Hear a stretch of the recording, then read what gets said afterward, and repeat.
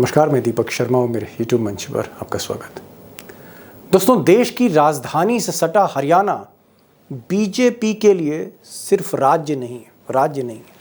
BJP के लिए हरियाणा एक नया मॉडल है जिसे 2014 में मोदी जी ने स्थापित किया था।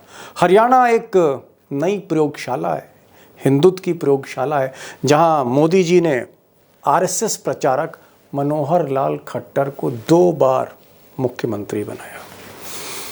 लेकिन यही मॉडल, मोदी जी का यही मॉडल हरियाणा मोदी जी के हाथ से निकलता जा रहा है। ये जो चुनाव है, अगर इसमें बीजेपी हारती है, जिसके आसार हैं, तो ना सिर्फ बीजेपी हारेगी, मोदी का मॉडल भी पराजित होगा, हारेगा। अब दोस्तों, बदकिस्मती देखिए बीजेपी की कि हरियाणा में इतने बुरे हाल हैं, इतनी दाल पतली है बीजेपी की कि मोदी और शाह हरियाणा जाने से कतरा रहे हैं, डर रहे हैं।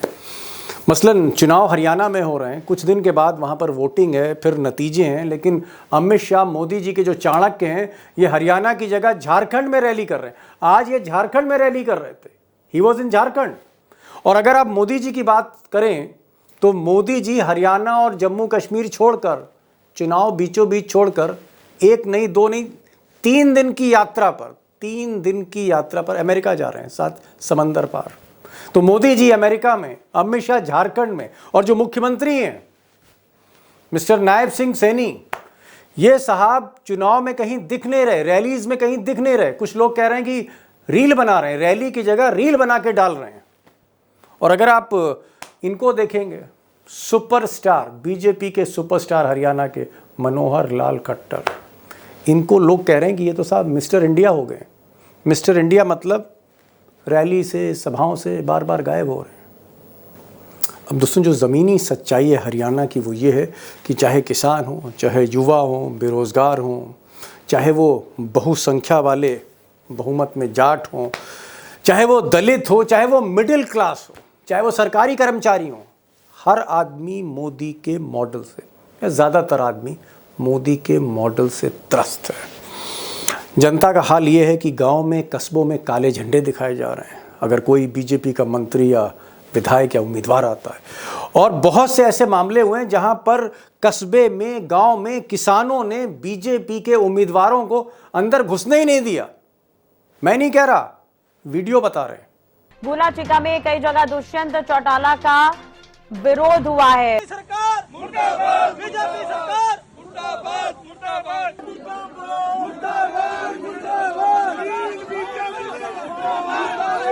अब दोस्तों, ज़मीन पर हालत वाकई ख़राब है बीजेपी की। और आप कह सकते हैं कि अगर हरियाणा हाथ से गया तो यकीन मानिए मोदी और शाह की सरकार की उल्टी गिनती शुरू हो सकती है। जी हाँ, मैं बहुत जिम्मेदारी के साथ कह रहा हूं कि सरकार की उल्टी गिनती की शुरुआत हो सकती है। अगर हरियाणा हाथ से निकला, जिसके आसार हैं, तो ये नई मुसीबत होगी। बल्कि आप यूं कह सकते हैं, मुसीबतों का पहाड़ टूट सकता है मोदी और शाह पर।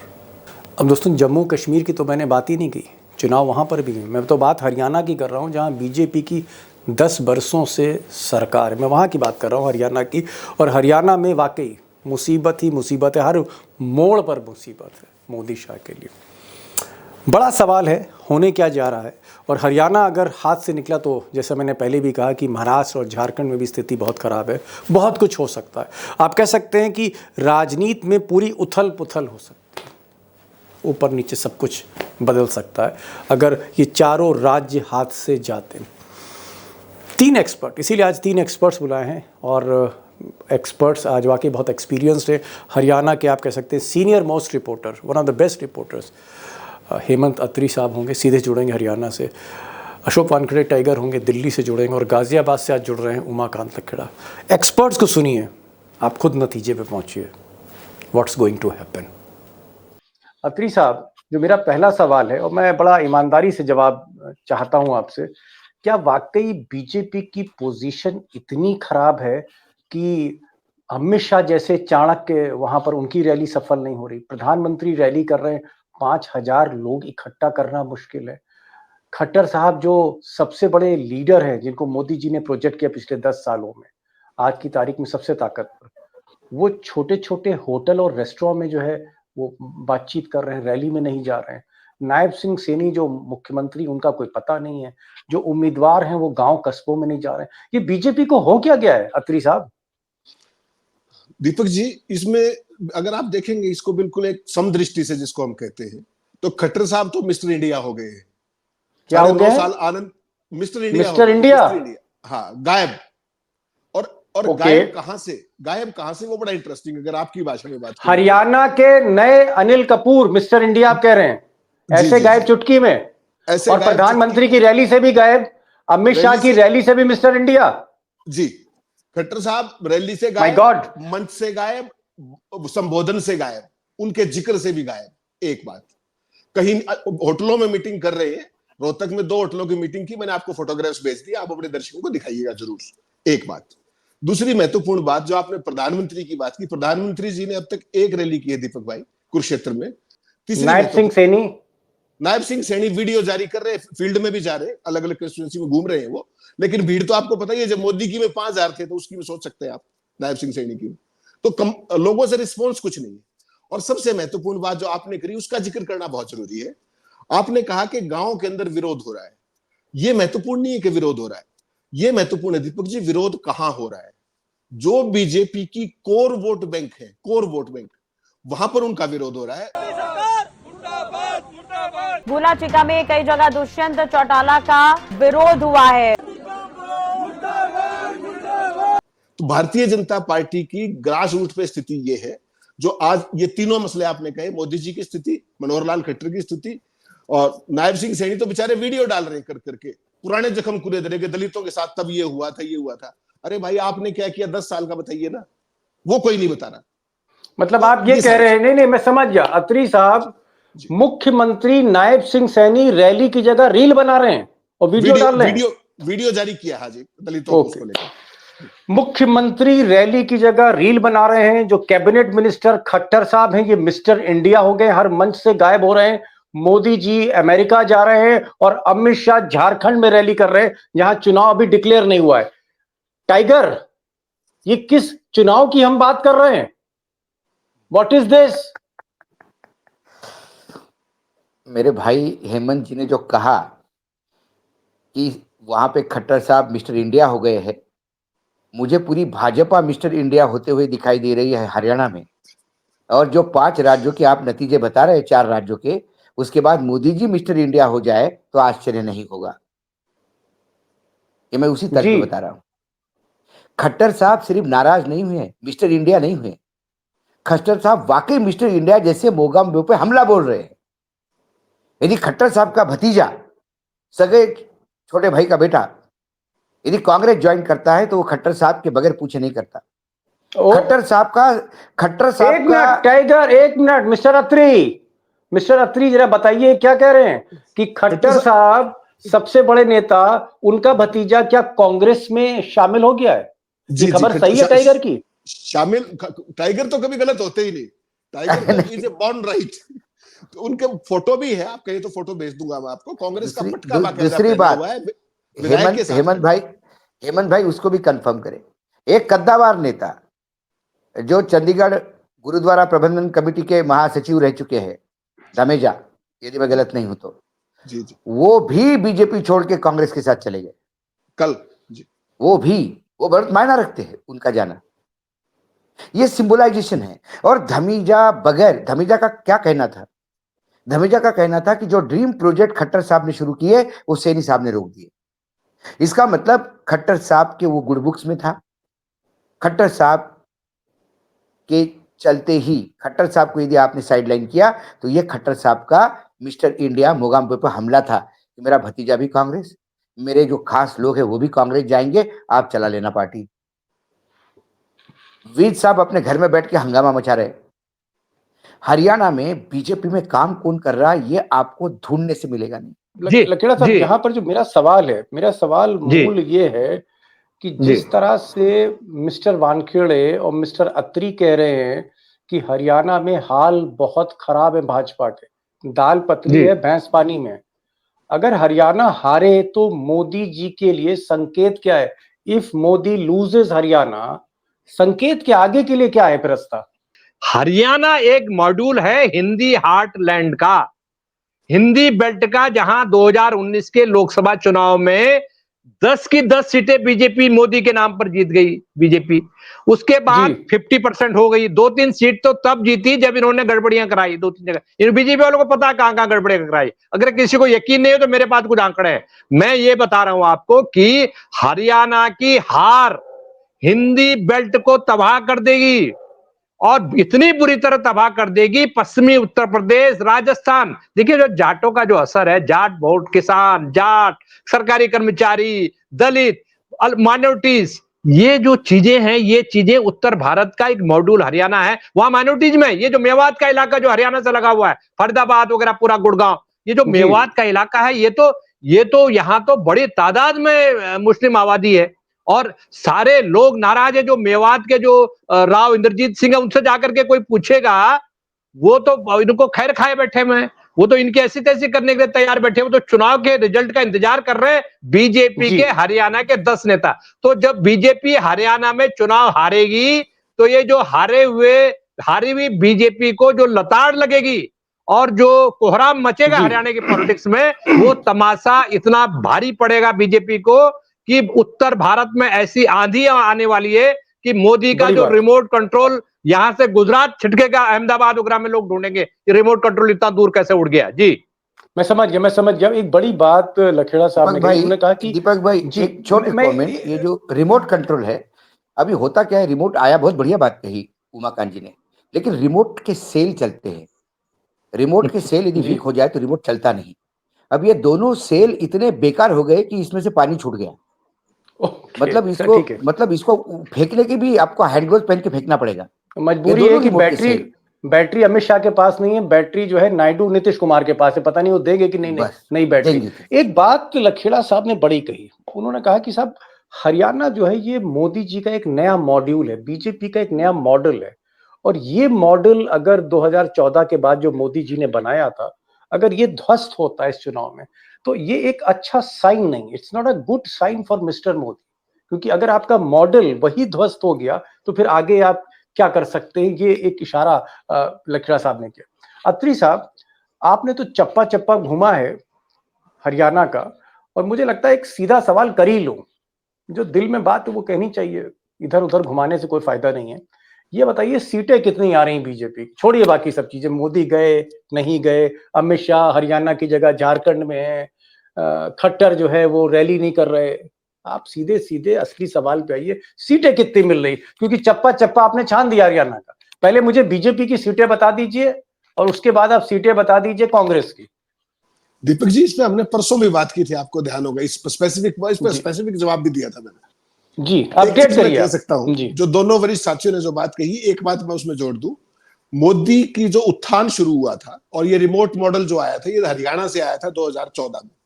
2014 में पहले मुख्यमंत्री दिल्ली से प्लांट किए गए थे मनोहर लाल खट्टर, उनको कोई जानता नहीं था, और इस मॉडल का समापन भी हरियाणा से होगा, आप ये लिख के रख लीजिए। जो ये इस तरह के लोग पकड़ पकड़ के मोदी जी ने अपने चेले बनाए थे, इसका समापन भी हरियाणा से होगा। आप इसको हरियाणा को आइसोलेशन में देखिए, हरियाणा के साथ वेस्टर्न यूपी बिल्कुल साथ लगा हुआ है, यहाँ का करंट सीधा वहां जाएगा, यहाँ का करंट राजस्थान में जाएगा, वो करंट तो बाद में जाएगा, पहले दिल्ली, अभी चुनाव है 3 महीने के अंदर, 4 महीने के अंदर, वो दिल्ली 3 तरफ से घिरी हुई है हरियाणा से, और 70 सीटें हैं, तो उसमें से 30 सीटें हरियाणा को टच करती है, बॉर्डरिंग एरिया, सेम कल्चर है, सेम सारी स्थिति है, सेम लाइफस्टाइल है, सेम थॉट प्रोसेस भी है। ये दूसरी बात।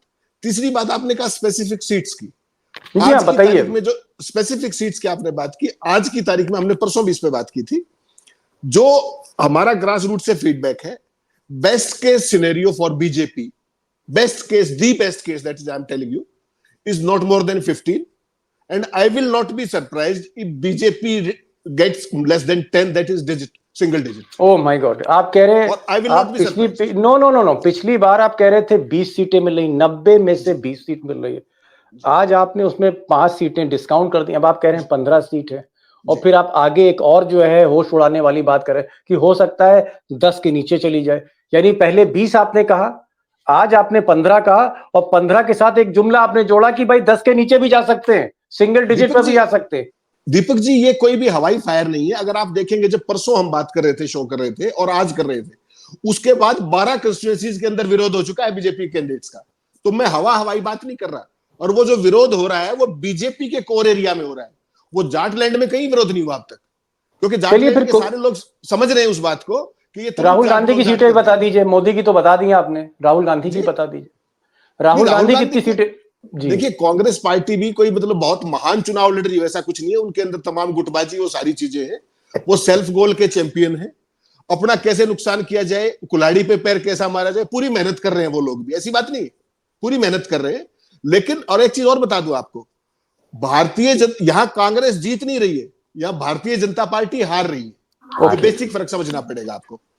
कांग्रेस पार्टी ने ऐसा कोई महान आंदोलन नहीं किया पिछले 10 साल में कि उसको सत्ता मिलनी चाहिए। टू बी ऑनेस्ट, ये बीजेपी की नालायकी, जन विरोधी नीतियां, जो बोले उसी को लठ मारो, और किसी को भी बख्शा नहीं, किसी भी वर्ग को नहीं बख्शा, सबको जूते मारे। तो वैसे आज आत्ममुग्धता जो मनोहर लाल की है, सेल्फ ऑब्सेशन, खुद के चेहरे से प्रेम, दिखास और छपास रोग, इवेंट मैनेजमेंट, वेश बदलना रोज, वो सारी चीजें भारतीय जनता पार्टी को ले डूबी हरियाणा के अंदर। लेकिन हकीकत यह है कि कांग्रेस पार्टी ने तमाम गलत टिकटें भी दी हैं, ऐसी बात नहीं, तमाम गलत टिकटें दी हैं, गुटबाजी है, कुछ लोग प्रचार नहीं कर रहे हैं, सारी बातें। उसके बावजूद भी कांग्रेस आज की तारीख में 60 सीटों पर खड़ी हुई। और पहले जो हम बात कर रहे थे कि इंडिपेंडेंट्स नहीं आएंगे, उसका खेल बीजेपी ने जमाने की कोशिश की है। वो क्या खेल है दीपक जी, वो भी समझना पड़ेगा। 5 पार्टियां हरियाणा में पहली बार चुनाव लड़ रही है, 5, कभी नहीं होता था ये। इस बार नया नाम कौन सा आ गया? आम आदमी पार्टी। दूसरा नाम कौन सा आ गया? इनेलो टूट गई, इनेलो और जजपा। खेल क्या होता था पहले कि जाट वोट बैंक को तुड़वाओ, बीजेपी का गेम होता था जाटों को बंटवाओ। इस बार लोकसभा में आपने देखा कि कांग्रेस पार्टी को 5 सीट मिल गई लोकसभा में। वो कैसे मिली? वो जाट प्लस दलित का कॉम्बिनेशन बन गया। तो जो चाणक्य साहब थे वो तुरंत एक्शन में आए। उन्होंने क्या किया, मायावती जी को तो लगा दिया अभय सिंह चौटाला के साथ अलायंस में, और जो चंद्रशेखर रावण है उनका अलायंस करवा दिया जेजेपी के साथ, और आम आदमी पार्टी इंडिपेंडेंट। तो चाणक्य ने अपनी तरफ से कोई कसर नहीं छोड़ी है। लेकिन हरियाणा के लोग ये बात समझ गए, और खासतौर पर कांडा के बयान के बाद, जब कांडा ने ये कहा कि हम बीजेपी की तीसरी बार सरकार बनवाएंगे, हैट्रिक बनवाएंगे, उसके बाद ये सारा खेल एक्सपोज हो गया। जेजेपी का कुछ है नहीं, तो रही सही कसर आम आदमी पार्टी। आम आदमी पार्टी पिछली बार 40 सीटों पर चुनाव लड़ी थी, आपको ध्यान होगा 0.48% वोट आए थे, नोटा के 0.53% आए थे। तो चाणक्य की जितनी चाणक्यगिरी है, वो सारे समीकरण यहां पर बैठ नहीं रहे हैं आज की तारीख में। कल क्या होगा वो कल की बात है। जी टाइगर, अत्री साहब ने तो जो सिनेरियो पेश किया है और जो लखेड़ा साहब ने कहा, ऐसा लग रहा है कि जैसे 440 वोल्ट का करंट लगने जा रहा है हरियाणा से, मोदी और शाहगनी गुजरात लोधी को। अगर हरियाणा से करंट लग रहा है तो क्या ये करंट महाराष्ट्र तक जा रहा है? हरियाणा का करंट क्या महाराष्ट्र तक जा रहा है? महाराष्ट्र में भी झटका लग सकता है मिस्टर मोदी को? नहीं, महाराष्ट्र पे तो पहले ही बिजलियां गिर चुकी है भाई। लोकसभा में सिंगल डिजिट पे, महाराष्ट्र में तो पहले ही बिजली गिर चुकी है बीजेपी पे। लोकसभा में सिंगल डिजिट पहले गिर चुकी है। हाँ, वहां सिंगल डिजिट पे आ गई बीजेपी। हरियाणा उसका रिकॉर्ड बराबर करेगा कि आपने लोकसभा में सिंगल डिजिट पे लाए, हम विधानसभा में सिंगल डिजिट पे लाते हैं। और बिल्कुल अत्री साहब ने जैसा कहा, मैंने भी कहा, Congress is winner by default, not because of the choice. और ये जो वोट कटवाऊ पार्टी है, इसको अब लोगों ने रिजेक्ट करना शुरू कर दिया। महाराष्ट्र में रिजेक्ट हो गए, आपने यदि देखा होगा तो उत्तर प्रदेश में भी वो इम्पैक्ट नहीं कर पाए। प्रकाश आंबेडकर इस बार इतना इम्पैक्ट नहीं कर पाए। ओवैसी का इतना बड़ा इम्पैक्ट नहीं था जितना वो सोच रहे थे।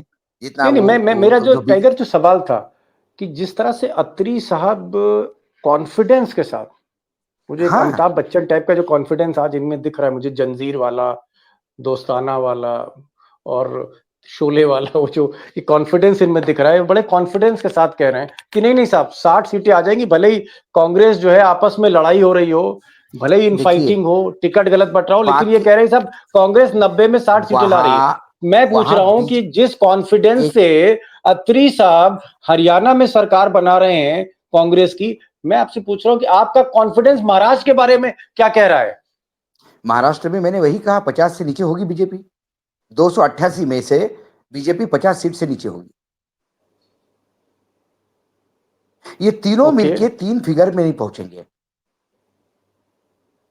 तीनों मिलके। ये फिगर, ये सर्वे बीजेपी का भी है। मतलब शिंदे में दम नहीं, अजीत पवार में दम नहीं, अरे बीजेपी में दम नहीं तो इन लेफ्ट राइट को कहाँ दम चंगू आएगा? मंगू में, चंगू मंगू चंगू में मंगू कहाँ में कहाँ होगा? दम आएंगे? दूसरी बात, ये जो कॉन्फिडेंस है ये सिर्फ अत्री साहब को और मुझे नहीं है, हमसे ज्यादा ये कॉन्फिडेंस नरेंद्र मोदी और अमित शाह को है कि वो हार रहे सिंगल हैं। डिजिट का। हाँ, इसलिए एक अमेरिका भाग रहा है, एक दूसरे राज्यों में भाग रहा है, जहां चुनाव है वहां एक झारखंड पोस्टर भाग तक नहीं लगाने दे रहे, पोस्टर तक नहीं लगाने दे रहे, जेपी नड्डा के फोटो लग रहे हैं, मानो जेपी नड्डा स्टार प्रचारक हो गए, सब कुछ वही हो गए, क्योंकि ये ओके। अपना ब्रांड खराब नहीं करना चाहते। ये कहने के लिए होगा कि साहब ने ठीक से ख्याल नहीं दिया, साहब और 2-4 रैली करते तो जीत जाते। ये जगह रखने के लिए साहब को अपना चेहरा बचाना है, लेकिन साहब पहली रैली करके फंस गए, उसी रैली ने साहब का चेहरा बेनकाब कर दिया। अब हम ये कह रहे हैं कि साहब बिजी है इसलिए नहीं आ रहे, साहब भाग रहे हरियाणा से। यदि इनमें औकात होगी इन दोनों में, गुजरातियों में, तो आके देखिए हरियाणा में निकाल के दिखाई दे रहा।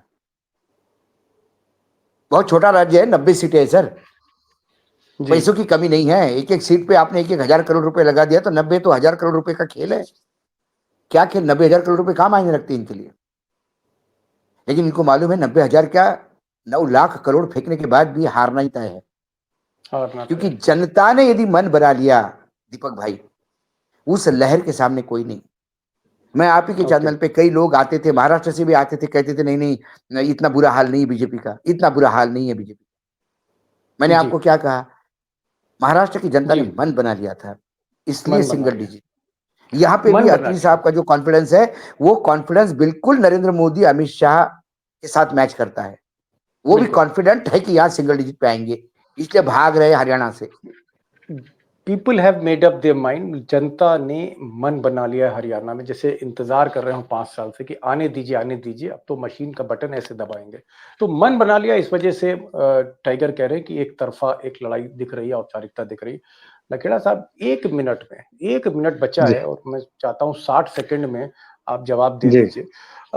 क्या नवंबर में अगर ये नतीजे चारों राज्यों के आ जाएंगे, अगर चारों राज्य बीजेपी के हाथ से निकल गए, तो क्या नितिन गडकरी, योगी आदित्यनाथ, वसुंधरा राजे, इस तरह के जितने भी लोग हैं और आरएसएस, क्या कुछ बगावत हो सकती है बीजेपी के अंदर मोदी के अगेंस्ट? बगावत नहीं, कोहराम मचने वाला है, उसकी तैयारी हो रही है। सारे लोग, जैसे सेनाएं जब लड़ने के लिए जाती थे तो वो हथियार को चुपचाप उनको पहना किया जाता था, और जो नए साजो सामान खरीदे जाते थे पुराने जमाने के सेनाएं, हाथी घोड़ों को थोड़ा मोटा ताजा किया जाता था, मुस्तैद। इनको घास खिला लो, 3-3 महीने तक राजस्थान में लड़ाई लड़नी है तो घास नहीं मिलेगी, पानी नहीं मिलेगा, बुरी हालत है, मैं बता रहा हूं आपको। और गुजरात लॉबी के खिलाफ इतना गुस्सा है, जिनसे भी मैं आज कहीं गया था, बीजेपी के लोग थे, वो बहुत नाराज हैं। वो लोग कह रहे थे जी। इन दोनों ने पूरी पार्टी डुबा दी है, ये हालत हो गई कि बीजेपी का नाम लेने को लोग तैयार नहीं। हरियाणा के थे वो लोग। तो हालत ये हो गई है कि हरियाणा में, मतलब हरियाणा से शुरुआत होने वाली है, और हरियाणा से इतनी बड़ी शुरुआत होने वाली है, मैं आपको बता दूं, मुझे तो याद है कि चौधरी देवीलाल के लीडरशिप में बीजेपी हरियाणा में आई थी बड़े प्रचंड बहुमत से, और पता है कांग्रेस को कितनी सीटें मिली थी? 5 सीटें, केवल 5 सीट मिली थी। मैं तो उस समय रिपोर्टर नहीं बना था, लेकिन मैं बता रहा हूं आपको कि 5 है। और लोगों ने बोला कि ये क्या हो गया, चौधरी देवीलाल को बोला कि भैया, देवीलाल ने कहा था 5 सीटें हमने खुद जितवाई है कांग्रेस को, हमने ओके। खुद जितवाई है, क्योंकि साला अपोजिशन में तो रहना चाहिए। और उन्होंने कहा कि बिल्कुल। 4 सीटें में कांग्रेस का जनाजा निकलेगा, एक रोने वाला भी साथ में, जो हरियाणा लहजे में वो बोलते थे। तो मेरा ये कहने का मतलब है कि देखिए, कांग्रेस में बहुत भयंकर झगड़ा हो रहा है, बहुत भयंकर। शैलजा सुना दिल्ली बैठी हुई है, और ये सारी चीजें हो रही है, खतरे भी है। लेकिन मैं आपको बता रहा हूं कि इतना बड़ा ये तूफान आने वाला है, ये संभलेगा नहीं। और ये जो हरियाणा से जो तूफान चलेगा, ये दिल्ली से तूफान होते हुए यूपी होते हुए बाई इलेक्शन, यूपी में 10 बाई इलेक्शन होने वाले हैं, और तमाम तरह के समझ गया। सब्ज बाग यूपी में दिखाए जा रहे हैं। ये महाराष्ट्र, ये झारखंड, कोई रुकेगा नहीं, कोई किला रुकेगा नहीं। जहां ये चुनाव होने जा रहे हैं, सब जगह साफ होने वाले हैं, ऐसा मैं मानता हूं जी। ओके। नवंबर जो है एक बहुत क्रूशल मोड़ पे उस वक्त मोदी और शाह खड़े होंगे, ऐसा इंडिकेशन जो है लखेड़ा दे रहे हैं। एक छोटा सा जवाब चाहूंगा अत्री साहब, कि अगर हरियाणा, जिस तरह से तीनों पैनलिस्ट कह रहे हैं कि बहुत खराब स्थिति बीजेपी की है, हालांकि कांग्रेस में इनफाइटिंग है, इनफाइटिंग के बावजूद कांग्रेस जीत रही है। अगर कांग्रेस की सत्ता स्थापित होती है हरियाणा में, तो आपको क्या लगता है ये जो किसान हैं पंजाब के और हरियाणा के बॉर्डर पे, ये जो लाखों किसान हैं जो दिल्ली आने के लिए बेताब हैं, क्या इनके लिए दरवाजे खुल जाएंगे? ये जो सड़कों पर जो नश्तर लगा रखे हैं, कीले लगा रखी हैं, बैरिकेड्स हैं, ये कांग्रेस की नई सरकार तोड़ देगी और ये किसान दिल्ली आकर क्या मोदी की कुर्सी हिला देंगे? ये लाखों किसान? देखिए दीपक जी, 100% मान के चलिए, हरियाणा में अगर कांग्रेस की सरकार आती है पूर्ण बहुमत की, जिसकी प्रबलतम संभावनाएं हैं, कोई भी मुख्यमंत्री जो जनहितैषी होगा वो शपथ बाद में लेगा, पहले ये बॉर्डर्स खुलवाएगा, क्योंकि उसके लिए सर्वाइवल का सवाल है। हरियाणा के किसान बर्दाश्त ही नहीं करेगा ना इस बात को कि सरकार हमने बदली और उसके बाद भी हमें बॉर्डर पे रोक रखा है, संभव नहीं है वो।